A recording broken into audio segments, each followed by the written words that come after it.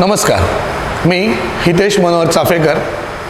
मी new English school Vasai येथे गेल्या 8 वर्षापासून कार्यरत आहे. मित्रांनो, आज आपण गणित भाग 2 मधील एक संकल्पना पाहणार आहोत. ती कोणती ती मी तुम्हाला काही वेळाने समजावून सांगेन. धन्यवाद. विद्यार्थी मित्रांनो, आज जी काही संकल्पना मी शिकवणार आहे त्या संकल्पनेचं नाव मी न सांगता तुम्ही मला द्यायचं आहे. तर ती संकल्पना सुरू करण्याआधी मी एक उदाहरण घेतो. समजा एक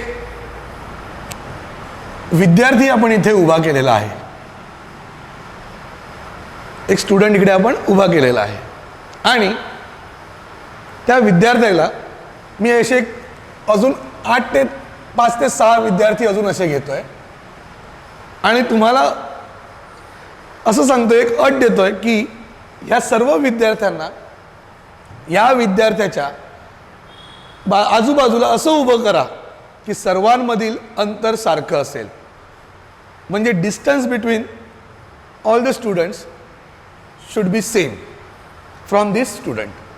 मग कशा प्रकारे येईल तुम्ही सांगाल तसं. मग समजा मी आता हा 1 2 3 4 5 6 आणि हा सेंटर आहे.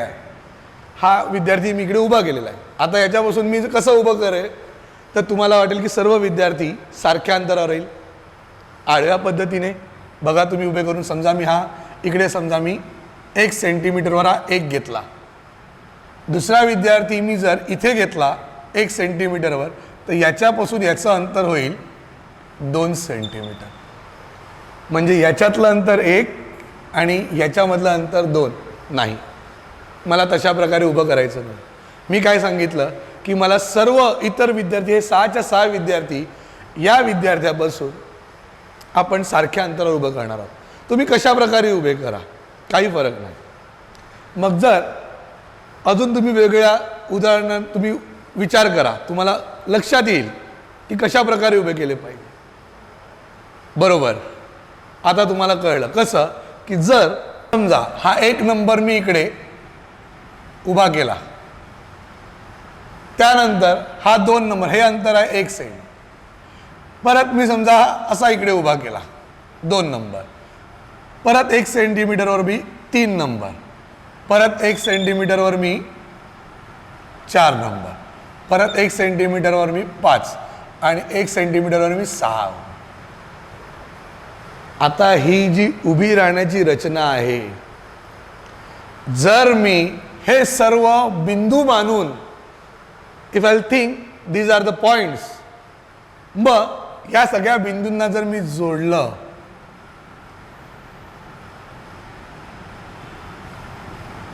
तर काय तयार होतो?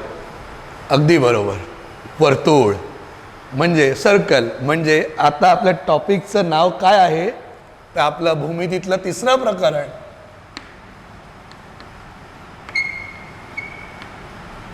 वर्तुळ. मग आता वर्तुळाची व्याख्या काय करता येईल? तुम्ही सांगा मला, वर्तुळाची व्याख्या काय करता येईल तुम्हाला असं वाटते?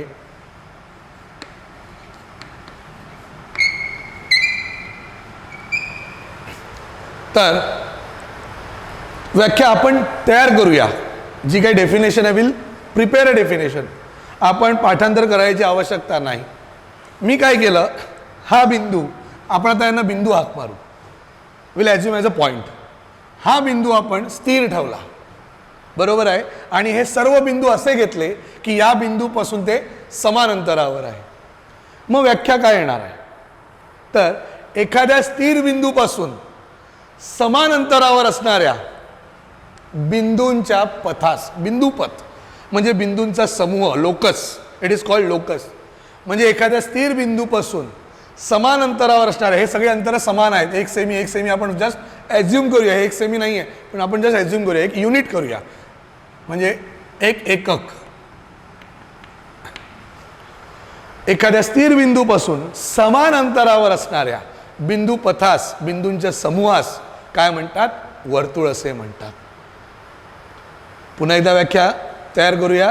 एका स्थिर बिंदूपासून समान अंतरावर असणाऱ्या बिंदूंच्या समूहास काय म्हणतात? वर्तुळ असे म्हणतात.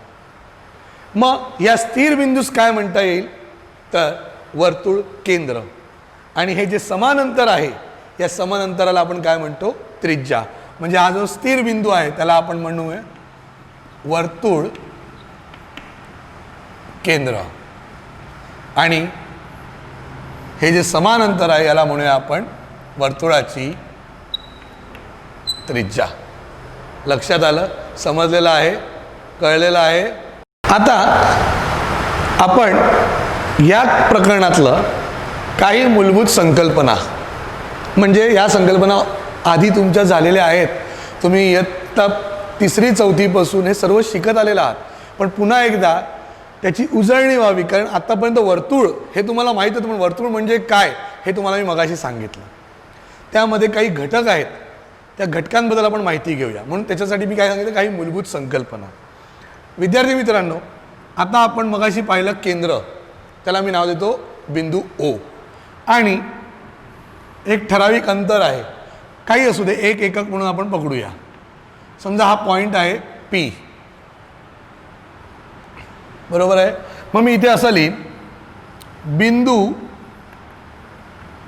ओ म्हणजे वर्तुळ केंद्र.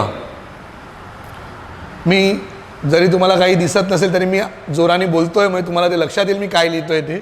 त्यानंतर रेख ओ पी म्हणजेच त्रिज्या. हे एवढं आपण झाला. म्हणजे तुम्ही त्रिज्येची व्याख्या अशीही करू शकता की वर्तुळाचा केंद्र आणि वर्तुळाच्या परिघावरील कोणताही बिंदू जोडणारा रेषाखंड म्हणजे वर्तुळाची त्रिज्या होय. आता त्या पलीकडे आतापर्यंत तुम्ही काही घटक ऐकलेले असतील. कोणते कोणते घटक आहे सांगा? अगदी बरोबर. कोणतं? व्यास, जीवा, हे तुम्ही ऐकलेले आहेत. मग जीवा म्हणजे काय? आज फक्त मी समजा एखादी जीवा काढली, तुम्हाला माहिती आहे जीवा म्हणजे काय, पण त्या जीवेची व्याख्या आहे. ती व्याख्या कोणती ते बघा. जस्ट तुम्हाला तोंडी, तुम्हाला पाठांतर करायची गरज नाही. तुम्हाला फक्त मी आकृतीवरून दाखवणार, तुम्हाला लगेच कळेल. काय आहे व्याख्या? की वर्तुळावर समजा मी कोणतेही 2 बिंदू घेतले, हा घेतला ए, हा घेतला बी. वर्तुळावरील कोणतेही 2 बिंदू जोडणारा रेषाखंड, वर्तुळावरील कोणतेही 2 बिंदू जोडणारा रेषाखंड म्हणजेच वर्तुळाची जीवा होय. म्हणजे रेख ए बी म्हणजे ही काय झाली? वर्तुळाची जीवा. लक्षात येत आहे? आता ही जीवा, मी पुन्हा एकदा जीवा काढतो, मला तुम्ही नीट सांगा. समजा मी हा एक बिंदू घेतला आणि मी आता एक जीवा काढतोय. ही बघा, ही जीवा, जीवा सी डी. तर मला सांगा जीवा ए बी आणि जीवा सी डी मध्ये तुम्हाला काय सांगता येईल? काय विशेष असं आहे की तुम्हाला सांगता येईल? अगदी बरोबर. काय? की ही जीवा वर्तुळाच्या केंद्रातून गेलेली आहे. जीवाला इंग्लिशमध्ये कॉर्ड म्हणतात. दिस cord passing through the centre of the circle. म्हणजे ही जीवा वर्तुळाच्या केंद्रातून गेलेली आहे, म्हणून या जीवेला वर्तुळाचा व्यास असं म्हणतात. म्हणजे रेख सी डी हा वर्तुळाचा काय आहे? व्यास. आजपर्यंत व्यास म्हणजे काय? त्रिज्येच्या दुप्पट, म्हणून आपण व्यास असं हे करत होतो. असं आपल्याला ठीक आहे, 8वी 9वी 8वीपर्यंत ठीक आहे, पण 9वी 10वीला ॲक्च्युअल काय बोलायचं की वर्तुळाच्या केंद्रातून जाणाऱ्या जीवेला काय म्हणतात? वर्तुळाचा व्यास म्हणतात. लक्षात येत आहे? आता जर तुम्ही एक प्रॅक्टिकली पाहिलं की समजा ही जीवा जसजशी मी खाली नेईन तसतशी तिची लांबी वाढणार की कमी होणार? साहजिकच आहे, कमी होणार. किंवा मी इथनं वरती नेली तर वाढणार की कमी होणार? कमीच होणार. म्हणजे जिथपर्यंत ती केंद्रातून जाते जीवा तोपर्यंत तिची लांबी जास्त आहे. पण केंद्रापासून जर ही जीवा वरती न्या किंवा खाली न्या, तिची लांबी कमी होत जाणार आहे. याचा अर्थ काय? की तुम्ही कितीही जीवा काढा, पण जी जीवा केंद्रातून काढाल त्या जीवेची लांबी सर्वात जास्त असते. म्हणून याच्यावर आपल्याला एक विधान मिळतं. ते विधान मी लिहितो. काय आहे विधान बघा, की लक्षात ठेवा, वर्तुळाची सर्वात मोठी जीवा म्हणजेच वर्तुळाचा व्यास होय. वर्तुळाची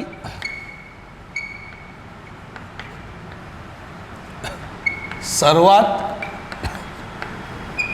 मोठी जीवा म्हणजेच वर्तुळाचा व्यास होय. हे विधान नेहमी लक्षात ठेवा. म्हणजे कोणीही तुम्हाला सर्वात मोठी जीवा विचार कॉम्पिटिटिव्ह एक्झामला किंवा असा प्रश्न विचारतात, म्हणजे तुम्हाला तोंडी एक प्रश्न सांगतो की एका वर्तुळाच्या त्रिज्येची लांबी 5 सेमी आहे, तर तिच्या सर्वात मोठ्या जीवेची लांबी काढा. तर मला सांगा, वर्तुळाची सर्वात मोठी जीवा कोणती? वर्तुळाचा व्यास. आणि त्रिज्या आणि व्यासामधला काय संबंध आहे तो नीट बघा. मला सांगा, हा जो मी व्यास काढलेला आहे याच्यामध्ये तुम्ही नीट बघाल तर 2 त्रिज्या सामावलेल्या आहेत, एक ओसी आणि एक ओडी. रेख ओसी आणि रेख ओडी.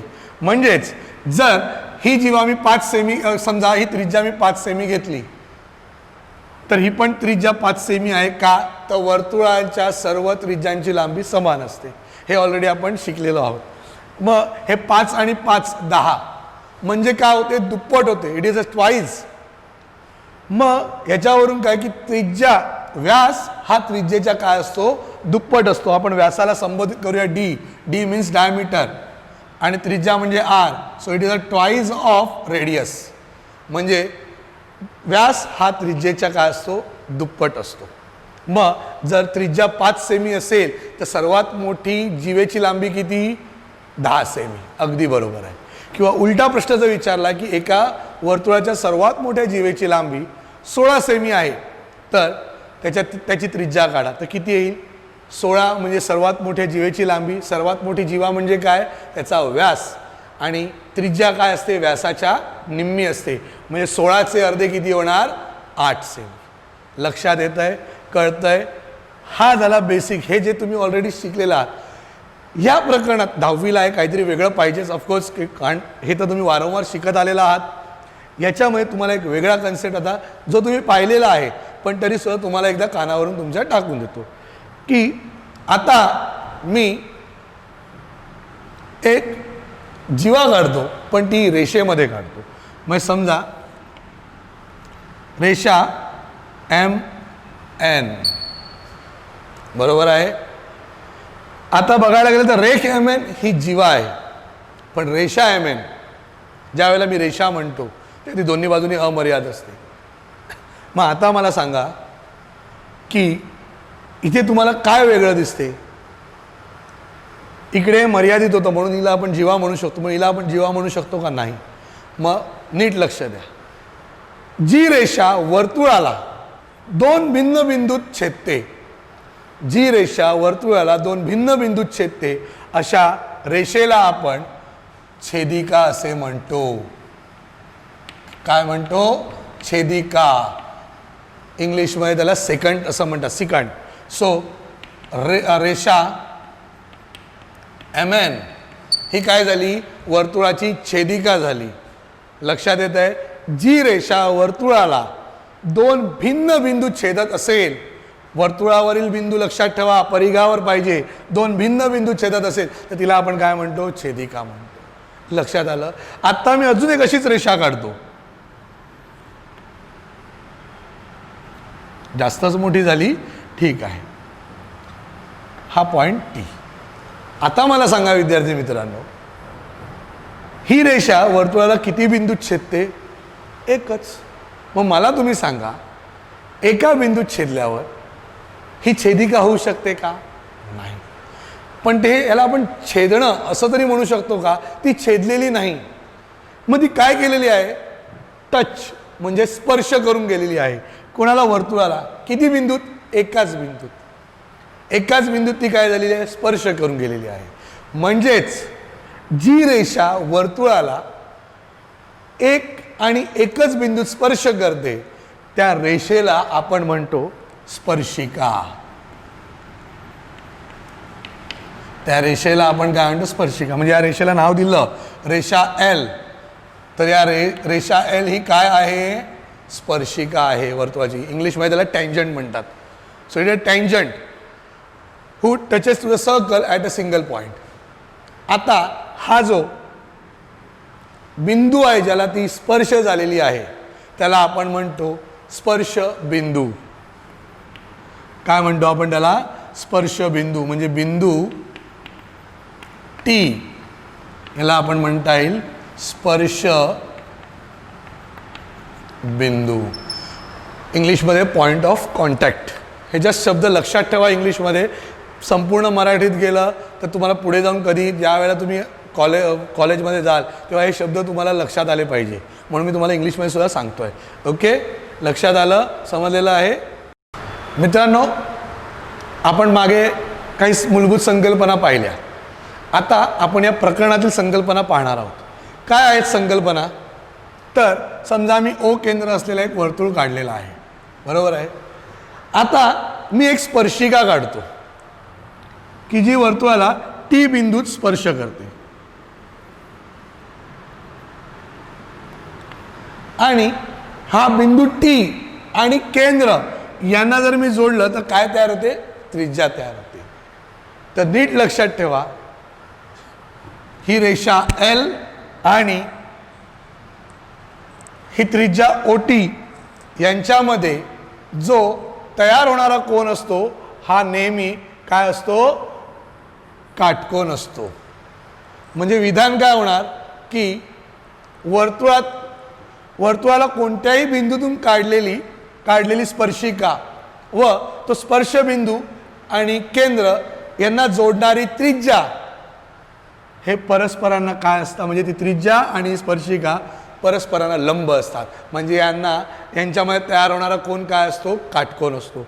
म्हणजेच रेषा एल लंब त्रिज्या ओटी, टी हा स्पर्शबिंदू. म्हणून या संकल्पनेला आपण म्हणतो स्पर्शिका. म्हणजे जुन्या याच्यात जुन्या पुस्तकात त्यांनी हेच नाव त्याला कारण दिलेलं आहे, स्पर्शिका त्रिज्या लंबतेचे प्रमेय. Tangent perpendicular to the radius प्रमेय. स्पर्शिका त्रिज्या म्हणजे तुम्ही जरी कारण लिहिलं, जेव्हा जेव्हा हे येईल तेव्हा तेव्हा नीट लक्षात ठेवायचं की तुम्ही हे कारण लिहू शकता. आणि अतिशय महत्त्वाचं हेच आहे, हा कन्सेप्ट ही संकल्पना तुम्हाला वारंवार येणार आहे. जिकडे तुम्हाला त्रिज्या आणि त्या त्रिज्येचा जो वर्तुळावरील बिंदू आहे तिकडनं जाणारी स्पर्शिका असेल तर पहिलं नीट लक्षात ठेवायचं की काय असतात? ते परस्परांना लंब असतात. लक्षात आलं, समजलेलं आहे. आता हा झाला पहिला कन्सेप्ट. आता मी दुसरा कन्सेप्ट हे करतोय की समजा मी एक वर्तुळ काढलं.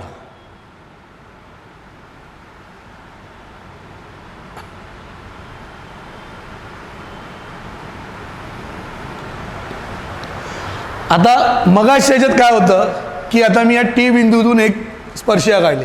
विद्यार्थी मित्रांनो, मला सांगा या बिंदू टी मधून अजून किती स्पर्शिका काढता येईल? 1 2 3 4 किती? 1 आणि 1च. का?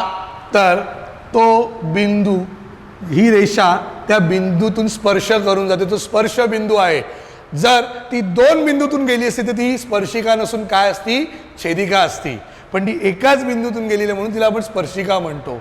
म्हणजे जेव्हा एखादी रेषा जेव्हा वर्तुळाची स्पर्शिका असते तेव्हा ती वर्तुळाला किती बिंदूतून जाते? एकाच बिंदूतून स्पर्श करून जाते. नीट लक्षात ठेवा, हे वाक्य नीट लक्षात ठेवा.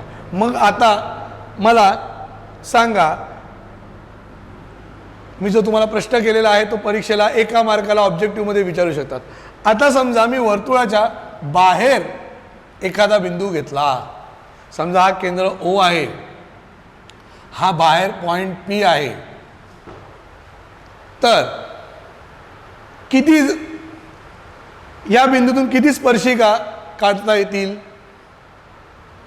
अगदी बरोबर. किती? 2. म्हणजेच समजा मी इकडनं एक हा बिंदू समजा पी टी आणि समजा मी इकडे पी क्यू. आता याच्या पलीकडे तुम्हाला काढता येईल का? नाही. म्हणजे बिंदू पी मधून बघायला गेलं तर मी एक या बिंदूतून स्पर्शिका काढलेली आहे, एक या बिंदूतून, म्हणून त्या 2 स्पर्शिका झाल्या.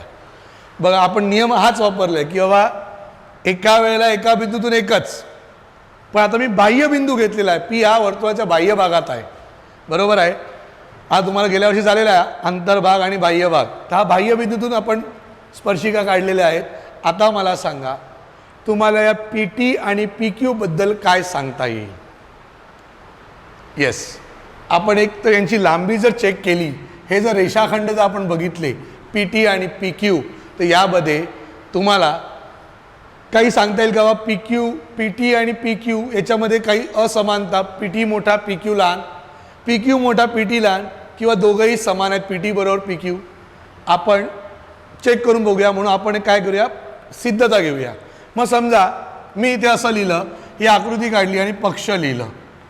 समजा माझ्याकडे काय दिलेलं आहे की बा बिंदू पी हा वर्तुळाच्या बाह्य भागात आहे, बरोबर आहे. मी विधान अजून तुम्हाला सांगितलेलं नाही आहे, मी डायरेक्टली एक सिद्धता घेतोय तुमच्यासाठी. विधान आपण तयार करूया.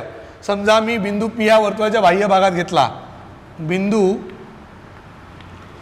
पी हा वर्तुळाच्या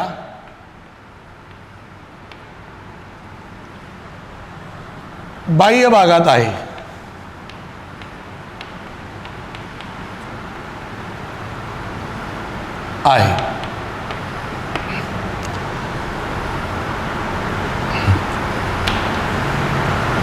किरण पी टी ही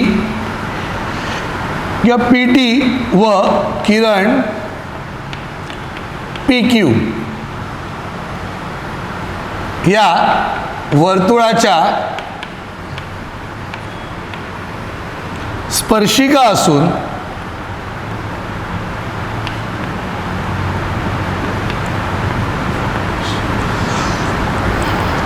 बिंदू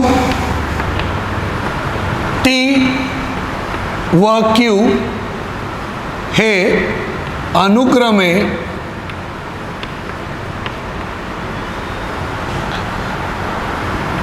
स्पर्श बिंदू आहेत.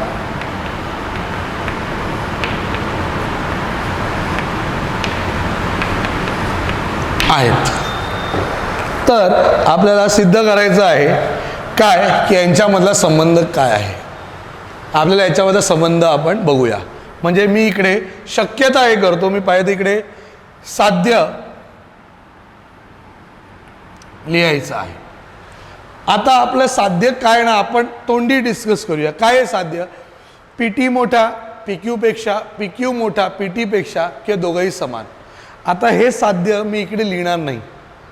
आपण पहिले साध्य करूया आणि मग आपण तिकडे लिहूया की आपल्याला हे साध्य करायचं. कारण त्या शक्यता जर नाही करत तर आपल्याला तिन्ही शक्यता पडताळून बघायला लागतील. मग समजा आता मी सिद्धता जर घेतली तर इथे आपण 2 भाग करूया. एक आहे विधाने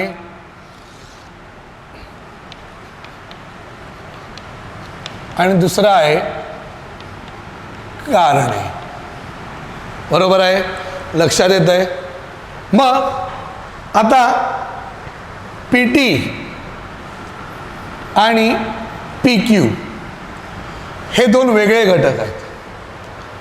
आता यांच्यामध्ये जर आपल्याला काही संबंध दाखवायचा असेल तर आपण त्यांना एका कोणत्या तरी भौमितिक आकृतीच्या भागामध्ये विभागलं गेलं पाहिजे. म्हणजे कसं? समजा आपल्याकडे गेल्या वर्षी इयत्ता 9वीला तुम्ही बघितलेला आहे त्रिकोणांची एकरूपता हे प्रकरण बघितलेलं आहे. त्यामध्ये अजून एक असमानतासुद्धा भाग होता.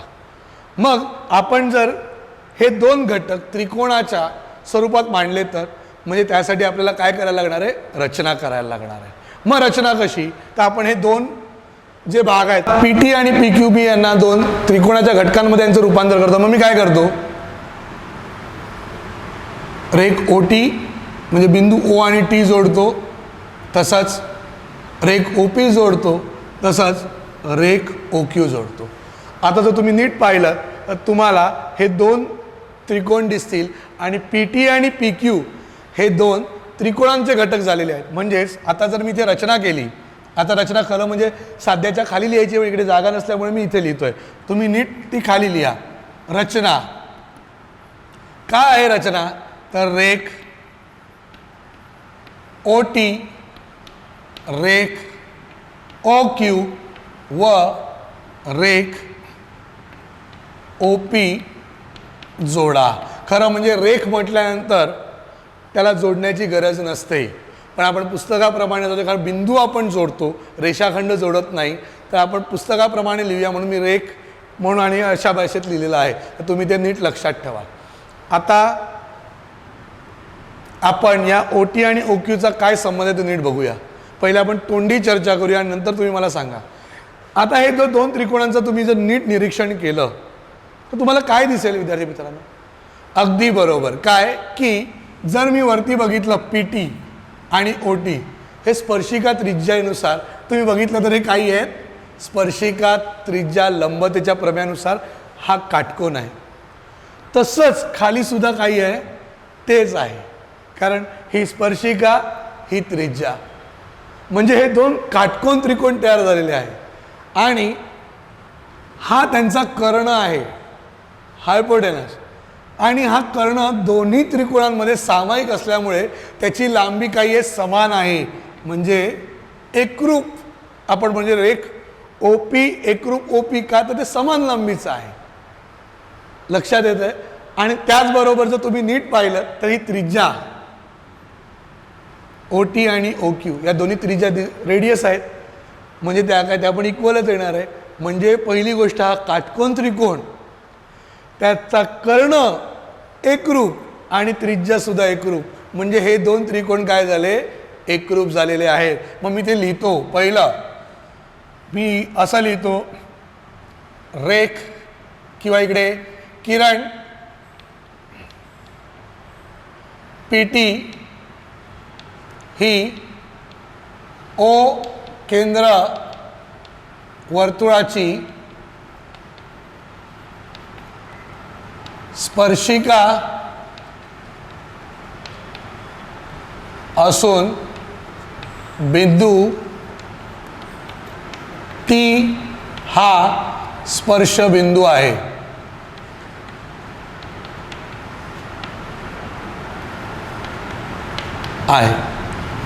काय कशावरून तुम्हाला कळलं? तर आपण हे रचनेवरनं, रचना व पक्ष किंवा पक्ष व रचना लक्षात येत आहे. रचनेमध्ये आपण काय जोडलं तर मला वाटते आपण इकडे अजून एक लिहायचं राहिलं तर आपण ओ टी ही त्रिज्या आहे ते सुद्धा लिहूया. तसेच रेख ओ टी ही त्रिज्या आहे, म्हणजे इकडे स्पर्शिका आणि इकडे त्रिज्या, म्हणजे हे पक्षामुळे आपल्याला ते मिळालं आणि रचनेमुळे आपल्याला काय मिळालं? ही त्रिज्या मिळाली. बरोबर आहे. म्हणून मी पुढचं वाक्य लिहीन, स्पर्शिका त्रिज्या लंबतेच्या प्रमेयानुसार मी इथे असं लिहितो, कोन ओ टी पी बरोबर 90 अंश, कारण स्पर्शिका त्रिज्या लंबतेच्या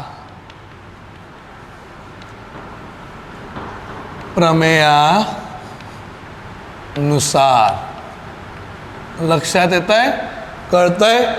आता मी हे वाक्य अंडरलाईन करतो. तसं दुसरं विधान, पुढचं विधान सेम या आपण स्पर्शिका आणि त्रिज्येसाठी करूया. तर किरण पी क्यू हा लिहूया.